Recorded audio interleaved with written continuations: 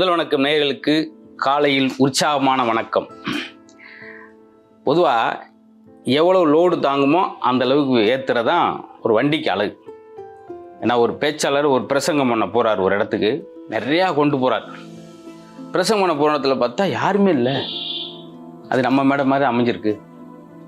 கடைசியில் பார்த்தா ஒரே ஒரு ஆள் உட்காந்துருக்கார். ஒரே ஒரு ஆள் கிடைச்சாருன்னு சொல்லிட்டு இவரும் பிரசங்கம் பண்ணுறவரும் சலிக்கலை. பரவாயில்ல, ஒரு ஆளாவது இருக்காருன்னு சொல்லி மைக்கை பிடிச்சி 2.25 மணி நேரம் ஆன்மீகம், கருணை எப்படி இருக்க வேண்டும், உதவி எப்படி செய்ய வேண்டும், அன்பு, பண்பு, குடும்பம் எல்லா தலைப்பிலையும் முறுக்கி எடுத்து கசக்கி புழிஞ்சிட்டார். 1.25 மணி நேரம் அது அப்படியே உட்காந்தான். கூப்பிட்டு, என்னப்பா எப்படி இருந்துச்சு கேட்டேன், எப்படி இருந்துச்சு, எங்கேருந்து வர? ஐயா குதிரையை கட்டிட்டு வந்து உட்காந்துருக்கேன். நான் ஒரு குதிரை மேய்க்கிறாள். அப்படியா, குதிரை மேய்க்கிறாளாக இருந்தாலும் என்னுடைய பேச்சு எப்படி இருந்தது? 1.25 மணி நேரம். ஐயா நான் குதிரைக்கு வந்து காலையில் கொஞ்சோன்னு புல் போடுவேன், கொள்ளு போடுவேன், இவ்வளோதான். அரைப்படி, அதே போல் ஒரு அரைக்கட்டு, அவ்வளோதான். அது தாங்கும். அது குதிரை தானேன்னு சொல்லிட்டு நான் பாட்டுக்கு ஒரு லோடு வண்டி ஆட்டோ நிறைய ஏற்றிட்டு வந்து போட்டால் அது அவ்வளோதான், வகுத்தால போய் அன்றைக்கே மாண்டும். அது மாதிரி தாங்க நீங்கள் ஒரு 1000 பேர் கேட்க வேண்டியதை வந்து ஒரே ஒருத்தன் சிக்கிரிக்கான்னு சொல்லி மாங்குன்னு பேசினா நான் எவ்வளோ ஏற்ற முடியும்?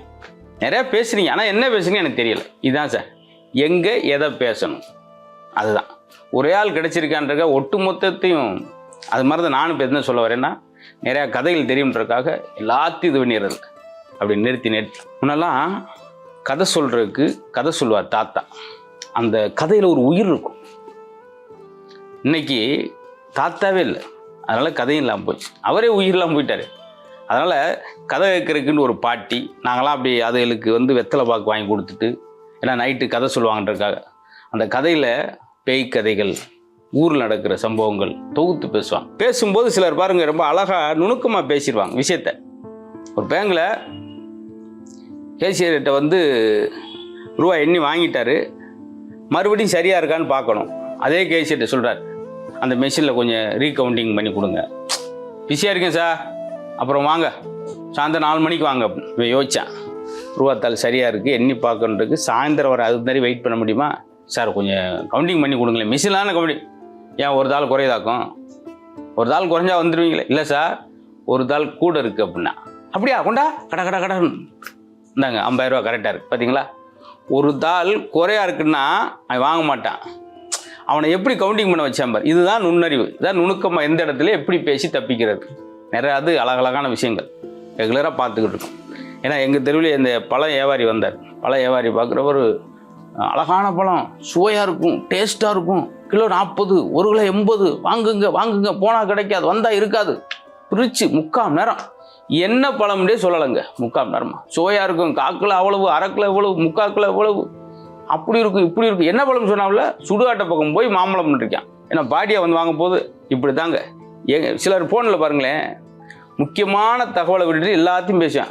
ஆமாம், நேற்று தான் 3 மணிக்கு வந்தேன், வரும்போது அந்த பஸ்ஸு அந்த முக்கில் பஞ்சர் ஆயிடுச்சு, அப்புறம் ஒட்டி கிளம்பி வந்து இப்போ தான் வீட்டுக்கு வந்தேன், இப்போ தான் மதிய சாப்பாடு சாப்பிட்டுட்டு உட்காந்து உங்கள்கிட்ட விஷயத்த சொல்லலாம்னு.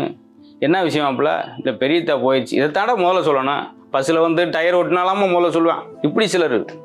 அதே போல் தொடர்ச்சியாக உங்கள்கிட்ட ஒருத்தன் ஃபோன் பேசி மெசேஜ் பண்ணிக்கிட்டே இருக்கான், கூப்பிடாத மாப்பிள்ள, நான் கொஞ்சம் வேலையாக இருக்கேன்னா கேட்க மாட்டேன். இப்படி தினமும் ஃபோன் பண்ணுறவனா அவன் ஃபோனை நிறுத்துறதுக்கு ஒரே ஒரு விஷயந்தான், சின்ன டிப்ஸ் தான். என்னது, மாப்பிள்ள ஒரு 50,000 ரூபா அவசரத்துக்கு கொடுவேன்றீங்களேன், அதுக்கடுத்து அவன் ஃபோன் காலே வராது. இப்படி செஞ்சால் போதும். யாரே எந்தெந்த இடத்துல கட் பண்ணணும்னு அதுக்கும் பேச்சு இருக்குது, நுணுக்கமாக பேசுறது. பேச்சில் எத்தனை வகை சார். ஒரு இடத்துல பெரிய கூட்டம், தள்ளு முள்ளு, களைச்சி பார்க்க போங்க, கூட்டம் களைஞ்சு போங்க, ஒருத்தனும் கலையலை. திடீர்னு ஒரு விஷயம் சொன்னார். இப்போ ஒரு தலைவர் 5 நிமிஷம் பேசுவார், கூட்டம் எங்கே போனாங்கிட்டே தெரியல. அப்படின்னா அவன் எந்த அளவுக்கு பேசியிருக்கான்னு பாருங்க. ஏன்னா ஒரு ஆள் பேசிகிட்டு இருக்கும்போது பெரிய ஆலமரம் சாஞ்சிருக்கு, அறுத்தே சாய்ச்சிருக்கார். அது மாதிரி இல்லாமல் பயனுள்ள பேச்சு ரொம்ப பிரயோசனம். ஏன்னா காலம் ரொம்ப பொன்பொன்றுவாங்களே, செலவழிக்கிற பேசுகிற உங்களுக்கும் நேரம் விரயம். எல்லாருமே நம்ம கடத்தல்காரர்கள் தான், மனிதர் பூரா. ஏன் காலத்தை கடத்திக்கிட்டு இருக்கோம். அதை பயனுள்ள இல்லை பேச வேண்டியது சுருங்க பேசி. நான் ஏற்கனவே கதை சொல்லும்போது சொல்லியிருக்கேன், சொல்லின் செல்வர் சொல்லி அனுமனுக்கு அந்த பேர் ராமாயணத்தில். ஏன்னா ரொம்ப வெறியோட ஆசையோட பதட்டத்தோடு இருக்கிற ராமனை பார்த்தோன்னு ஆஞ்சநேயர் சொன்ன முதல் வார்த்தை கண்டேன் சீதையை. அவர் என்ன சொல்ல, நான் இப்படி மரத்தில் போனேன், அங்கே ஒரு குளம் இருந்துச்சு, அங்கே ஒரு குரங்கு வந்துச்சு, நரி வந்துச்சு, எதுவுமே சொல்ல. சீதை பிரிஞ்சிருக்குன்ட்டு கண்டேன் சீதை ஒரே வார்த்தையில் நச்சு அப்பாடான்னு பெருமிச்சு விட்டார்.